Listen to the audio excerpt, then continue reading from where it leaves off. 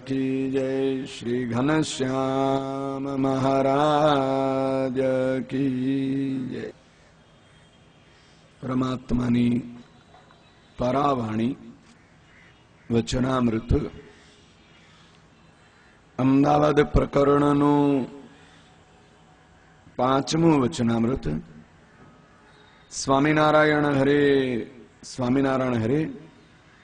સંવત 1882 ફાગણ વદી ચતુર્થી ને દિવસ સ્વામી શ્રી સહજાનંદજી મહારાજ શ્રી અમદાવાદ મધ્યે શ્રી નરનારાયણના મંદિર થકી ઉત્તરાદી દિશે વેદિકાને વિશે ઢોલિયા ઉપર ગાદી તકિયાનું ઠીંગણ દઈને વિરાજમાન હતા અને સર્વે શ્વેત વસ્ત્ર ધારણ કર્યા હતા અને કંઠને વિશે ગુલાબનો મોટો હાર વિરાજમાન હતો અને પાઘને વિશે પુષ્પના તોરા લટકતા હતા અને જમણા હસ્તને વિશે તુલસીની માળાને ફેરવતા હતા અને પોતાના મુખારવિંદની આગળ મોટા મોટા મુનિ તથા દેશ દેશના હરિભક્તની સભા ભરાઈને બેઠી હતી। નરનારાયણ દેવનું સુંદર દિવ્ય ભવ્ય મંદિર છે અને ઉત્તરાદી દિશા તરફ મુખારવિંદ રાખીને મહારાજ બિરાજમાન છે અને હાથમાં તુલસીની માળા ફેરવે છે। રોજ જેવા શણગાર છે એવા શણગાર તો છે જ, પણ આજ વિશેષતા એ છે કે કોઈ હરિભક્ત સુંદર તુલસીના કાષ્ટમાંથી માળા બનાવી અને મહારાજને અર્પણ કરી ગયા છે, એટલે હાથમાં માળા લઈને મહારાજ ફેરવે છે। દેશાંતરોથી હરિભક્તો બેઠા છે, મોટા મોટા મુનિઓ, મુક્તાનંદ મુનિ, ગોપાળાનંદ મુનિ, બ્રહ્માનંદ મુનિ, મહાનુભાવાનંદ મુનિ, આનંદાનંદ મુનિ, આવા બધા સમર્થ સંતો બેઠા છે। એ વખતે તે સમયે કુબેરસિંહજી છડીદારે શ્રીજી મહારાજને પ્રશ્ન પૂછ્યો। મહારાજના સેવક એક હરિભક્ત હતા, ઉત્તર ગુજરાતના, જો તમારા આજુબાજુના જ દરબાર કુબેરસિંહજી રહેતા હતા અમદાવાદના, પણ હતા કરજીસણના। મહારાજના છડીદાર, ક્યાંક મહારાજ પધારે અને છડી પુકારવી હોય, સાંભળી છે ને છડી? મોટા મોટા રાજા મહારાજાઓ પણ જ્યાં જાય ત્યાં આગળ છડીદાર હોય, સમાચાર મળે, બધાને ખબર પડે સભામાં કે કોણ આવે છે અને આવે છે કોણ છે, એમની સત્તા, એમનો અધિકાર, એમનું સ્થાન શું છે એ બતાવવા માટે છડી પોકારે। એ કુબેરસિંહજી સ્વામિનારાયણ ભગવાન જ્યાં જ્યાં જાય ત્યાં આગળ હાથમાં ચાંદીની છડી લઈ અને છડી પોકારતા પોકારતા આગળ જતા એ મહારાજની સન્મુખ સભામાં બેઠા છે। એટલે એ છડીદાર કુબેરસિંહજી મહારાજના પાછા કારભારી પણ હતા। પાવર ઓફ એટોર્ની કુબેરસિંહજી પાસે હતું મહારાજનું। કોર્ટ કચેરીમાં, ક્યાંય રાજ દરબારમાં મહારાજના વતી ક્યાંક જવાબ આપવાનો હોય, ક્યાંક લેખિત બાહેંધરી આપવાની હોય તો આ કુબેરસિંહજી આપતા વ્યવહારના કામમાં। એમણે મહારાજને પ્રશ્ન પૂછ્યો કે હે મહારાજ, શ્રી પુરુષોત્તમ ભગવાનનું અસાધારણ લક્ષણ તે શું છે?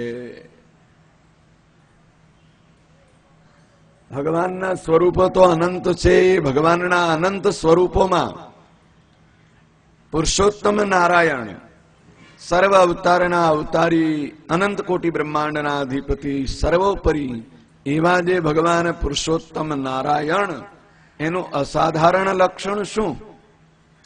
કેમ ખબર પડે કે આ ભગવાન પુરુષોત્તમ નારાયણનું સ્વરૂપ છે? એમને ઓળખવા કેમ?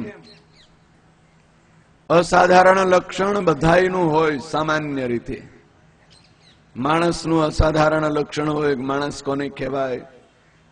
પશુનું અસાધારણ લક્ષણ હોય, ગાય કોને કહેવાય, ભેંસ કોને કહેવાય, એ બીજામાં જે ન જાય લક્ષણ, અવ્યાપ્તિ અને અતિવ્યાપ્તિ, આ બે પ્રકારની વ્યાપ્તિ એટલે કે જ્ઞાન છે, જ્ઞાનની ગતિ. શબ્દ બોલીએ એ શબ્દનો જે અર્થ થાય એ અર્થની ગતિ કહેવાય. હવે જળ એવું બોલો એટલે જળની ગતિ કેટલે થઈ, અર્થ ક્યાં પહોંચ્યો કે આપણા હાથમાં પ્યાલો ભરેલો જળ હોય એ પણ જળ કહેવાય, કુવામાં પાણી હોય એ પણ પાણી જ કહેવાય, નદીમાં વહેતું હોય એ પણ પાણી જ કહેવાય, સરોવર ભર્યું હોય એ પણ પાણી કહેવાય, અને સાગરમાં છે એ હિન્દ મહાસાગરમાં હોય એ પણ પાણી કહેવાય, એટલાન્ટિક મહાસાગરમાં હોય એ પણ પાણી કહેવાય, અને પેસિફિક મહાસાગરમાં હોય પાણી એ પણ પાણી જ કહેવાય. કહેવાય ને, બીજું કઈ કહેવાય ને. એટલે પાણીનો અર્થ ક્યાં સુધી પહોંચ્યો? જ્યાં સુધી પાણી છે ત્યાં સુધી. ગ્લાસમાં પાણી છે ત્યાંથી લઈને કુવામાં, સરોવરમાં, નદીમાં અને મહાસાગરમાં, આ બધે જ એની વ્યાપ્તિ થયેલી છે. એટલે એ પાણીનું અસાધારણ લક્ષણ કહેવાય. જેમ ગાયનું અસાધારણ લક્ષણ શાસ્ત્રકારો એમ કે ગાય કોને કહેવાય? પશુ તો ઘણા બધા છે, એમાંથી ગાય તો ગાયનું એક અસાધારણ લક્ષણ છે શાસનાદિમત્વમ ગૌત્વમ, કે જેને ગળે ગોદડી લબડતી હોય એનું નામ ગાય. હવે બીજા 1000 પશુ લઈ આવો, કોઈને ગળે ગોદડી ન હોય, અને જેટલી ગાયો હોય એ બધી ગાયને હોય ને હોય જ. એ ગાયનું અસાધારણ લક્ષણ કહેવાય. માણસનું તો છે અઘરું, પણ જાણે જેવું નથી, માથે આવે.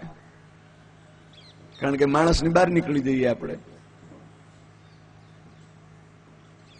માણસનું અસાધારણ લક્ષણ છે કે ચારિત્ર્યવાન અયમ પુરુષ માનવ. જે પુરુષ ચારિત્ર્યવાન હોય એનું નામ માનવ કહેવાય. ચારિત્ર્ય ન હોય એને શિંગડા પૂંછડા વગેરેનો પશુ. જેનામાં ચરિત્રશીલતા નથી એમાં માણસનું અસાધારણ લક્ષણ, ગાયનું અસાધારણ લક્ષણ. એમ કબીરસિંહજી મહારાજને પૂછ્યું કે પુરુષોત્તમ નારાયણનું અસાધારણ લક્ષણ શું? પુરુષોત્તમ નારાયણને કેમ ઓળખવા? કે એ લક્ષણ પુરુષોત્તમ નારાયણ સિવાય બીજામાં હોય જ નહીં. અને પુરુષોત્તમ નારાયણ જ્યાં જ્યાં હોય ત્યાં એ લક્ષણ હાજર જ હોય. પાછું ન અવ્યાપ્તિ હોય ન અતિવ્યાપ્તિ હોય, બીજામાં ન જતું હોય અને જ્યાં હોય ત્યાં ન હોય એવું બને જ નહીં. તો એ પુરુષોત્તમ નારાયણનું અસાધારણ લક્ષણ કબીરસિંહજી મહારાજને પૂછ્યું.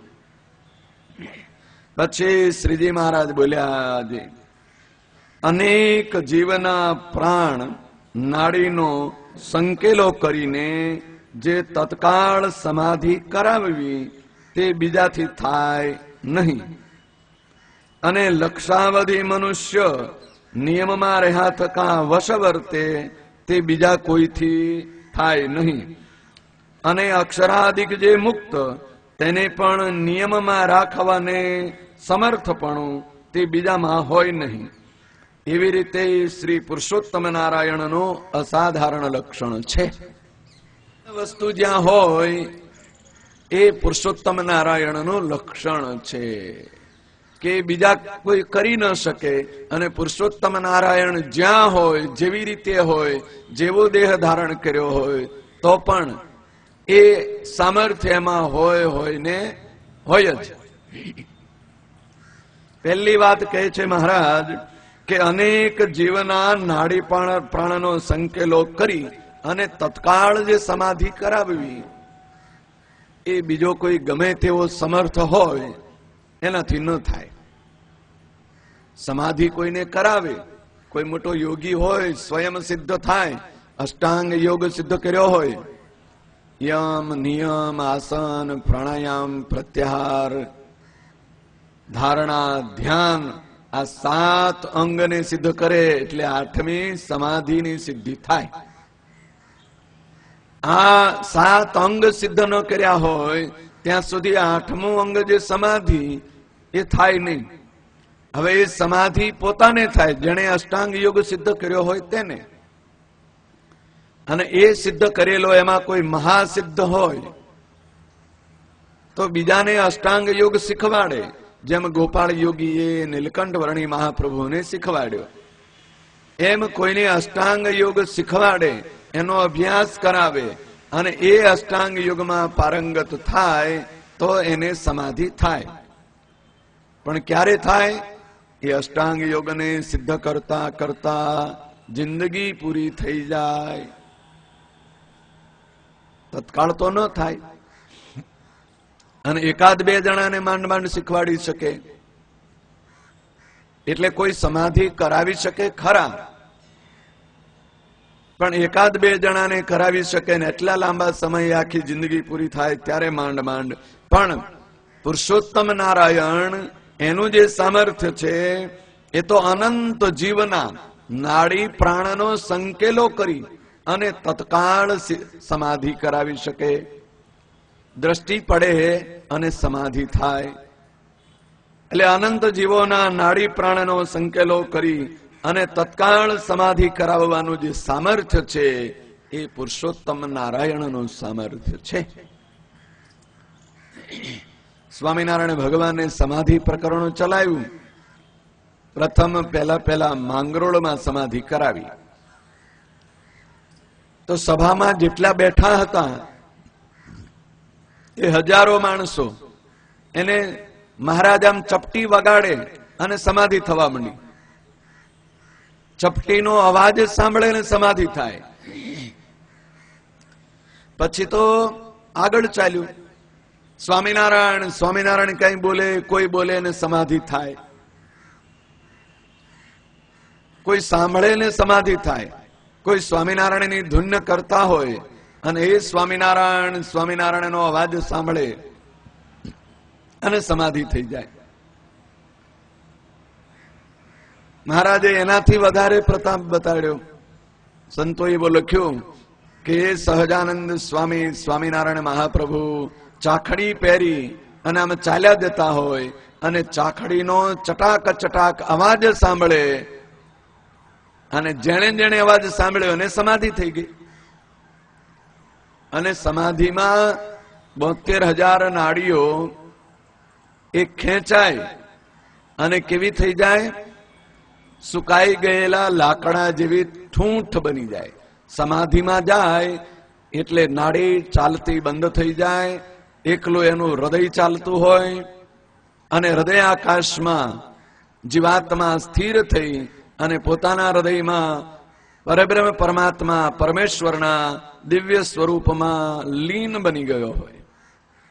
પરમાત્માના દિવ્ય સ્વરૂપમાં લીન બની જાય એટલે પરમાત્માનું દિવ્ય એવું જે અક્ષરધામ, પરમાત્માનું વૈકુંઠ ધામ, ગોલોક ધામ, શ્વેતદીપ ધામ, બદ્રિકાશ્રમ ધામ, આ બધું જ તેને દેખાવા મળે, તેના દર્શન થાય, તેના આનંદનો અનુભવ કરે. પણ 1, 2, 5 નહીં, અનંત જીવ, અનંત જીવને આવી જયારે એક સામટી સમાધિ કરાવવાનું સામર્થ્ય જ્યાં દેખાય એનું નામ પુરુષોત્તમ નારાયણ. માંગરોલ પછી મહારાજ સમાધિ પ્રકરણ ચલાવતા ચલાવતા અમદાવાદ શહેરમાં પહેલા વહેલા આવ્યા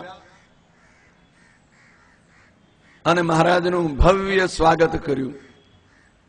સરખેજના રોજા છે ત્યાંથી મહારાજની સ્વાગત સવારી નીકળી, શોભાયાત્રા. અને નવોવાસ જે આપણું અત્યારે મંદિર છે એ નવાવાસમાં લાલદાસભાઈ ગોરા, ઉત્તર ગુજરાતના ખડવા પટેલ, એના ઘરે મહારાજ શ્રીનો ઉતારો. ત્યાં સુધી કુબેરસિંહજી છડીદાર, અંબારામભાઈ વૈદ્ય અને પિતાંબરભાઈ, આ બધા ઘણા બધા મોટા મોટા નગરના આગેવાનો, હીરાચંદભાઈ ચોકસી વગેરે વાજતે ગાજતે મહારાજનું સ્વાગત કરી અને નવાવાસમાં જ્યાં અત્યારે છત્રી છે, મોટો વિશાળ ચોક હતો, ત્યાં સભા ભરાઈને બેઠી હતી. આવું ભવ્ય સ્વાગત મહારાજનું જોઈ અને કેટલાક મતપંથ વાળા મહારાજની સભામાં આવ્યા.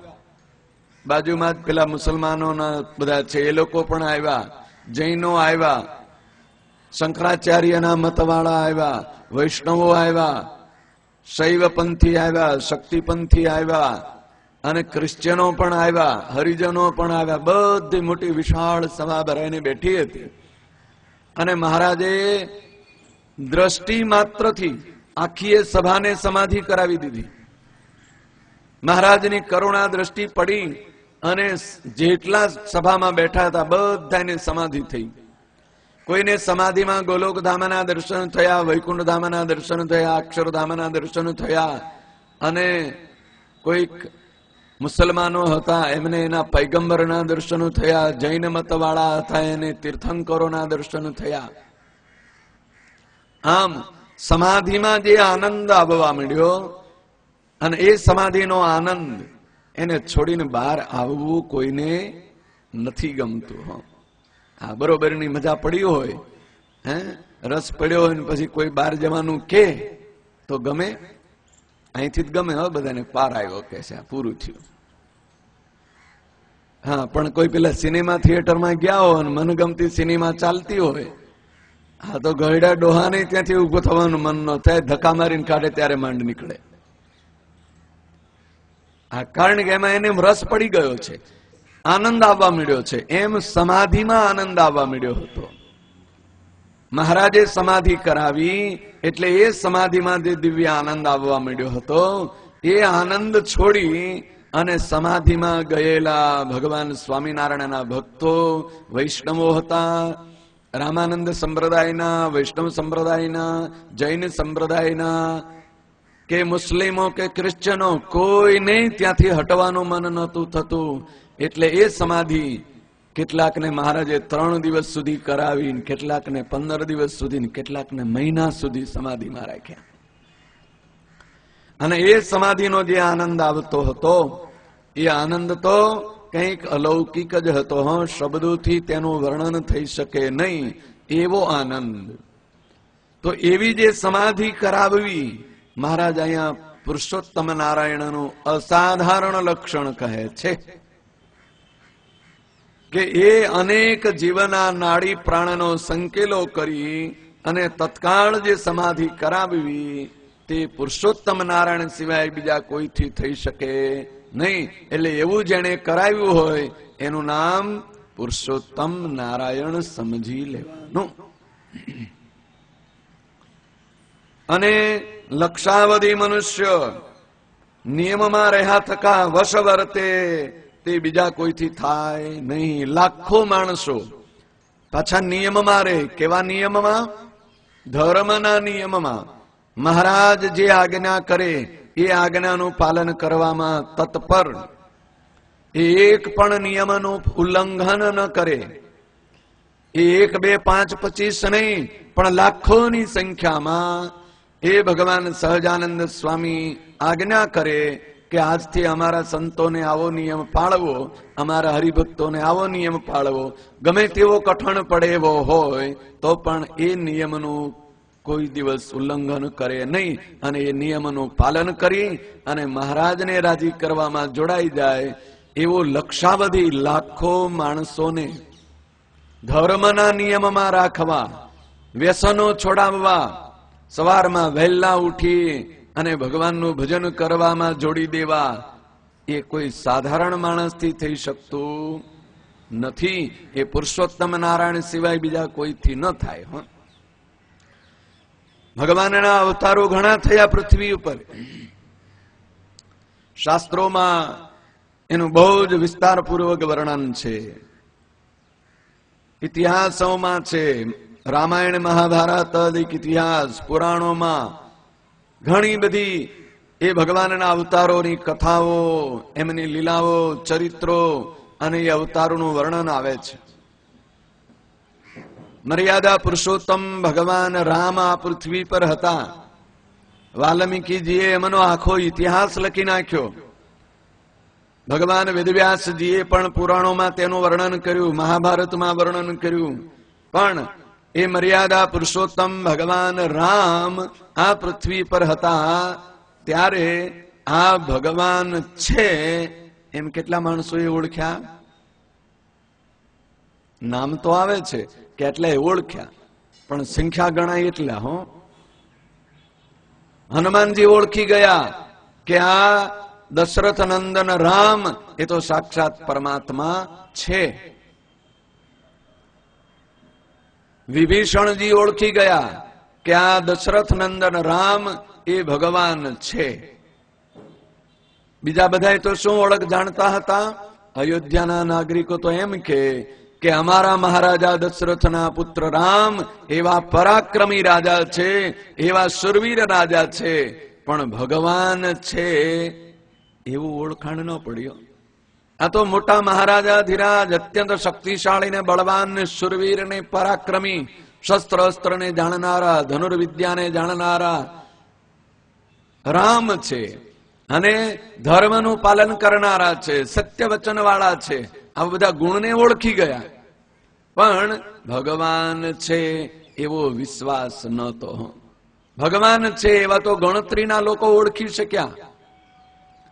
અને જયારે મર્યાદા પુરુષોત્તમ પ્રભુ રામ અયોધ્યા છોડીને અંતર ધ્યાન થવાની લીલા કરી, ત્યારે અયોધ્યાના નાગરિકો કહે છે, અરે મહારાજ, અરે પ્રભુ, અરે રાજાધિરાજ, તમે અયોધ્યા છોડીને જતા રહેશો, તમારા વગરની અયોધ્યામાં અમને રહેવાનું ગમશે નહીં.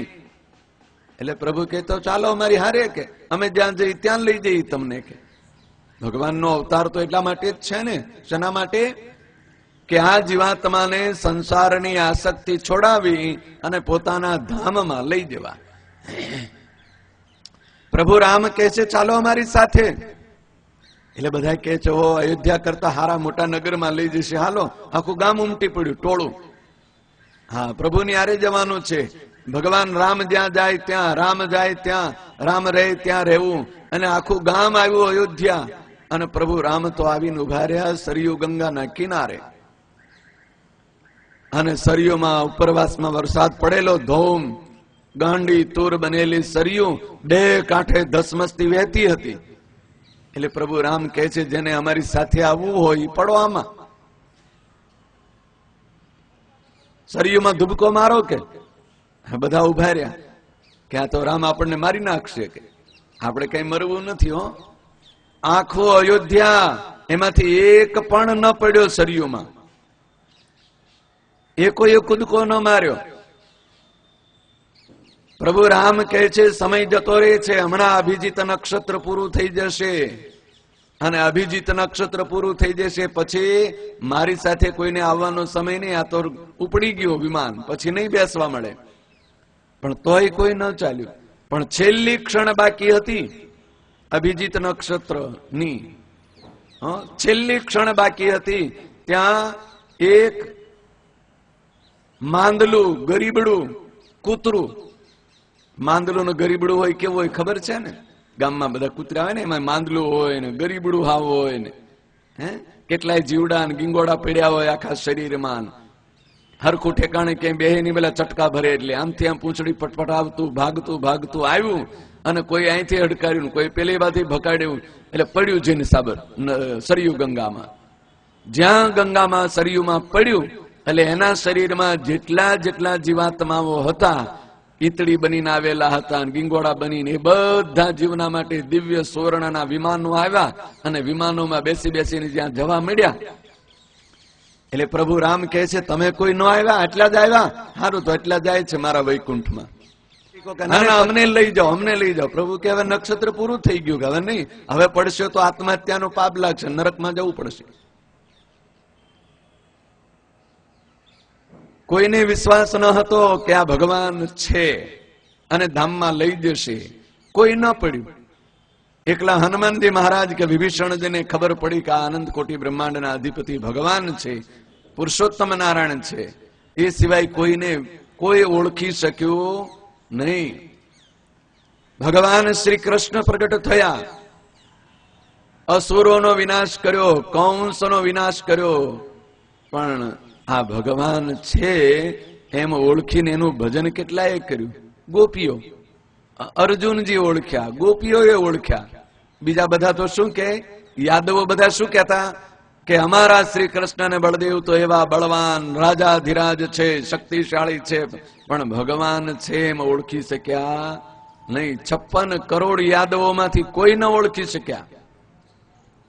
કાયમ સાથે રહેતા, સાથે ખાતા, સાથે રમતા, પીતા, ફરતા, પણ 56 કરોડ યાદવો ઓળખી ન શક્યા કે આ દ્વારકાધીશ શ્રી કૃષ્ણ એ સાક્ષાત પરમાત્મા છે.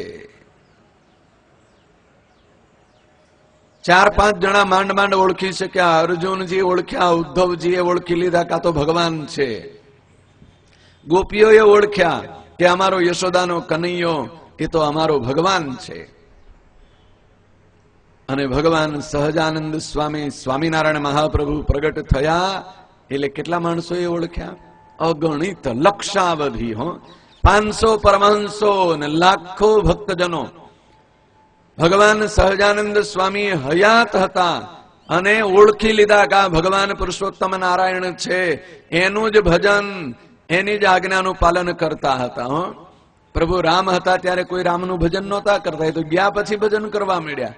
ભગવાન શ્રી કૃષ્ણ હતા ત્યારે તો આટલા માણસોએ ઓળખ્યા. અંતર ધ્યાન થયા પછી ખબર પડી કે આ તો ભગવાન હતા, રહી ગયા, હવે એનું ભજન કરો. અને ભગવાન સહજાનંદ સ્વામી જે દિવસે ધર્મધુરા સંભારી ઉદ્ધવ સંપ્રદાયની રામાનંદ મુનિની એ ગાદી ઉપર બિરાજમાન થયા અને રામાનંદ સ્વામીનું અંતિમ ક્રિયા 13માનું ક્રિયા પતાવીને જ્યાં આવી વિશાળ સભામાં એ ભગવાન સહજાનંદ સ્વામી બેઠા છે અને હજારો ને લાખો માણસો એ ભગવાન સહજાનંદ સ્વામી સ્વામિનારાયણ મહાપ્રભુને ઓળખી ગયા કે આ સહજાનંદ સ્વામી એ સાક્ષાત પુરુષોત્તમ નારાયણ ભગવાન છે. અને એ સ્વામિનારાયણ સ્વામિનારાયણનું રટણ કરવા મળ્યા ને જ્યાં સ્વામિનારાયણ સ્વામિનારાયણ શબ્દનો ગુંજારવ થવા મળ્યો એટલે અનંત જીવાત્માઓને તત્કાળ સમાધિ થવા મળી. સ્વામિનારાયણ સ્વામિનારાયણ નામ બોલે અને સમાધિ થાય. સ્વામિનારાયણ સ્વામિનારાયણનું ભજન કરે અને યમના દૂતો ભાગી જાય. અંત સમયે સ્વામિનારાયણ સ્વામિનારાયણ બોલે અને ભગવાન સહજાનંદ સ્વામી દિવ્ય વિમાન લઈ અને એ ભક્તને વિમાનમાં બેસાડીને પોતાના અક્ષરધામમાં તેડી જાય. કોઈને હાથી ઉપર બેસાડીને તેડી જાય, કોઈને રથ ઉપર બેસાડીને તેડી જાય. આવા તો ભગવાન સહજાનંદ સ્વામી પ્રત્યક્ષ હતા અને લાખો ભક્તજનો એ ભગવાન સહજાનંદ સ્વામીનો આશ્રય કરી, એમનું ભજન કરી, એમની ભક્તિ કરી અને આત્યંતિક મોક્ષને પ્રાપ્ત કરી લીધો. આવું જે સામર્થ્ય છે એ સામર્થ્ય પુરુષોત્તમ નારાયણ સિવાય બીજે ક્યાંય જોવા મળે નહીં. લાખો માણસોને સમાધિ કરાવવી, લાખો માણસોના નાડી પ્રાણ તત્કાળ એકી સાથે ખેંચી લઈ અને પોતાના સ્વરૂપમાં જોડી દેવા અને લાખો માણસોને ધર્મ અને નિયમોનું પાલન કરાવવું એ સાધારણ માણસોથી થઈ શકે નહીં. મહારાજ કેવા કેવા અઘરા અઘરા નિયમો પડાવતા, પણ છતાંય મહારાજને છોડીને કોઈ જતા? સંતોને મહારાજ આજ્ઞા કરતા. 84 પ્રકરણો બદલેલા, રોજ પ્રકરણ બદલે.